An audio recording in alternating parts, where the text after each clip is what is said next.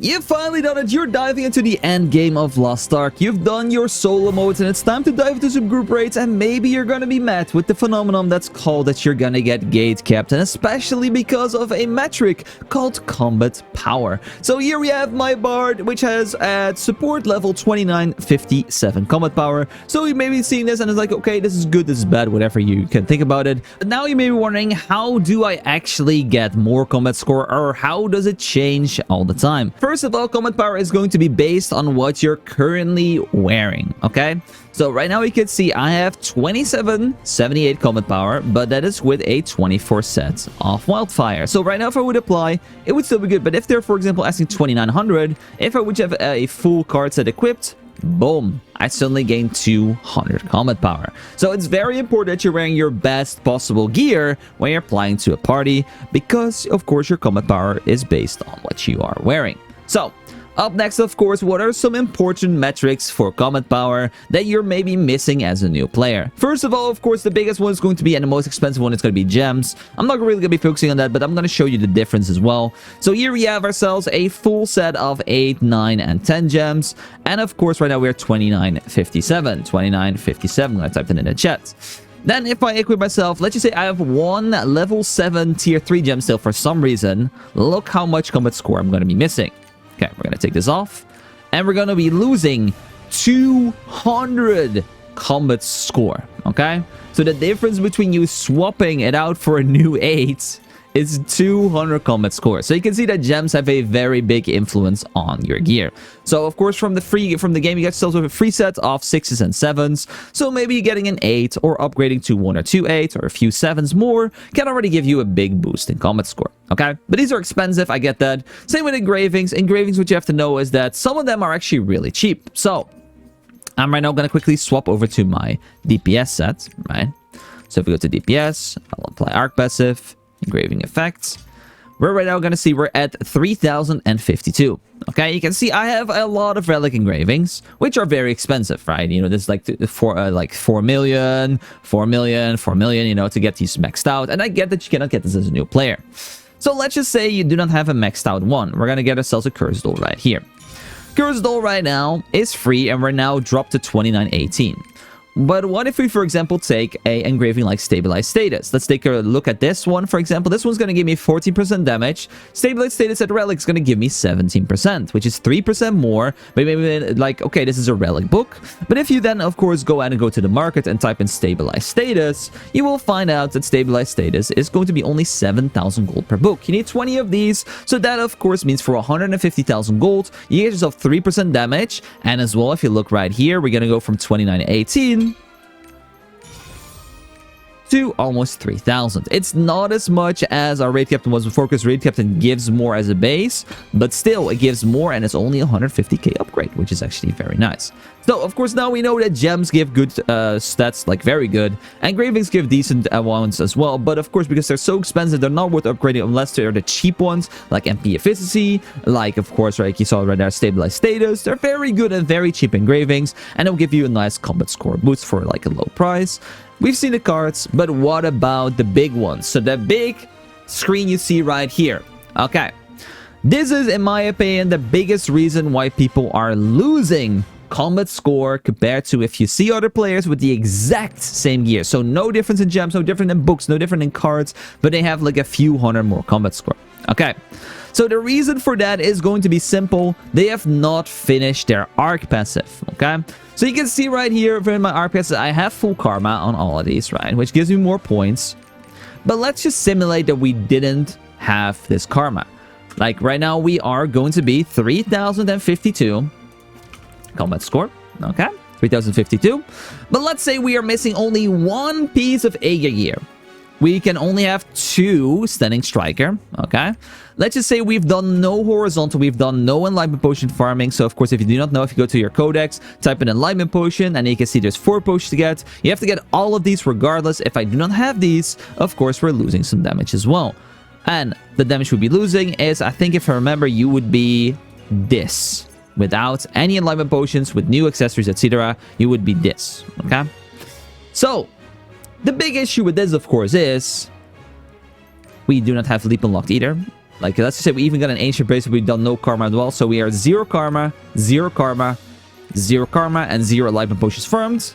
Save this up, and boom. You can see we are now at 2,500. So we dropped more than 500 combat score by not have done our karma, and as well by our points. And what you're going to keep in mind as well is that these karma levels give me passive levels as well. So you can see right here, I get 6% evolution power, and as well brand power. I get myself 2% weapon power. I get myself as well 30% hyper awakening skill damage. This all already is counted, and I'm pretty sure if I didn't have these, I would drop another 300 to 400 points. So by not having my arc passive maxed, I lose almost 1,000 combat power. Almost 1,000, guys. That is crazy, okay? So keep that in mind, that your goal, if you are a DPS, if you're a support, is to max this arc passive. I know it's expensive and I know it's hard to do because you have to do the evolution potions, but that is a reason why your combat score is very low compared to other people. So besides that, of course, combat score is coming from just your basic honing on the gear. You know, very simple. You've done hones, you've done some advanced honing, you've done some advanced honing, it gives you combat score. So with accessories, this actually don't really matter that much in combat score, okay? So if you're, like, you have a high or a high, like you have a high versus like a high mid, the combat score difference is not that crazy, okay? But besides that, having a good elixir that you get that for free is fine as well. One really big issue, in my opinion, with people's combat score as well is gonna have a good bracelet. So you can see bracelets can have double rolls, triple rolls, whatever it is, main stats. These will contribute heavily into your combat power. So let's just say do I have another one? Let's see if I have like a bad bracelet.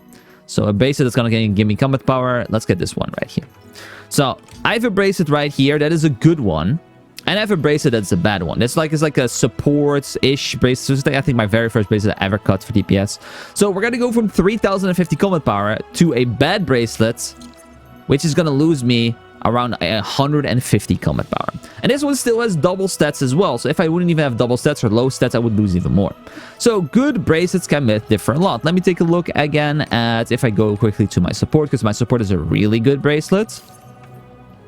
So my bracelet right here has 2 legendary best in slot rolls. It doesn't have spec, but it does have good rolls. So let's see how much I'm going to lose this time. 2,900 to 2,500. So we're losing like 400 combat score from having good bracelets. So you can see right there that a few things in gear can matter a lot. Like if I would have a bad bracelet, I would lose like 250 to 400 combat power. So let's just say 250. I would lose 1,000 from not having my arc passive completed. I would lose like another 100 or something, or 200 from my engravings, and some more from gems. And suddenly I would maybe at like 1,200 combat power instead.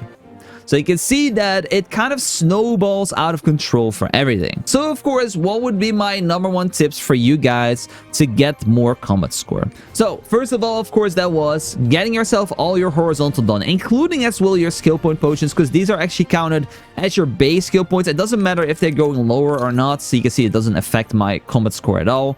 But it does matter about the total amount of points you're having. So do your skill point potions. So if you go to your codex, Alt plus D, type yourself alignment point potion, and as well skill point potion, and then you can see all of these you have to farm. There is so much of the damage gap if you do not have them and have them. So definitely that is your first thing to do. Then of course, next up, make sure you have every single piece on Aegir, because besides that weapon is not that important, doesn't do anything, doesn't give you stats or whatever. So all your armor should be Aegir, and then as well get yourself arc passive done.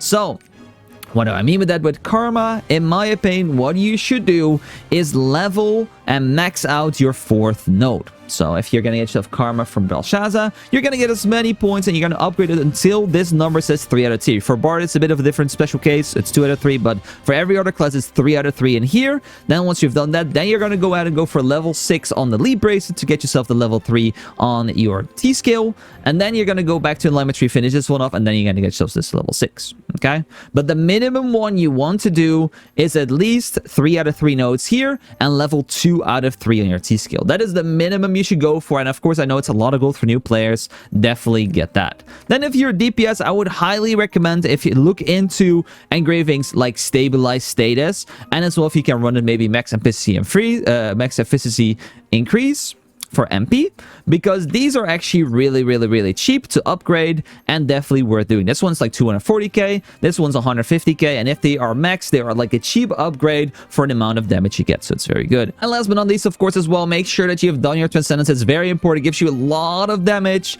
Make sure everything's at least 20 flowers. 21 does give an extra damage. Elixirs are done for free from the game, of course, if you have an express character. But, of course, upgrading those to 5/5s is always a little bit of extra combat score. Okay, so now, of course, we know hopefully how to get some combat score. And maybe you got some extra ones as well, which is absolutely awesome. So now, of course, what are some combat score numbers you should be aiming for if you're going to certain raids? Because, of course, we're going to have some group raids. I would say Behemoth doesn't really have a combat score requirement. People don't really care. Most people are going to be Leaf players. So they're mostly going to be noticed in the Aegir hard mode, in the assault raids, in Brelshaza, and as well, of course, in Mordum. So let me give you my recommendations for combat score power for around these levels. Of course, you can do it with less, you can do it with more, and these are just guidelines and not hard requirements. So let's start off with Aegir. Of course, we're going to skip ourselves past the normal mode because this is a solo mode. You can do this on your own, and we don't really care about it. Then we have ourselves hard mode. I would say for hard mode, the minimum for hard mode is not that crazy too much. You can see there is a 1300 lobby bar here, but I think this is still a little bit over geared.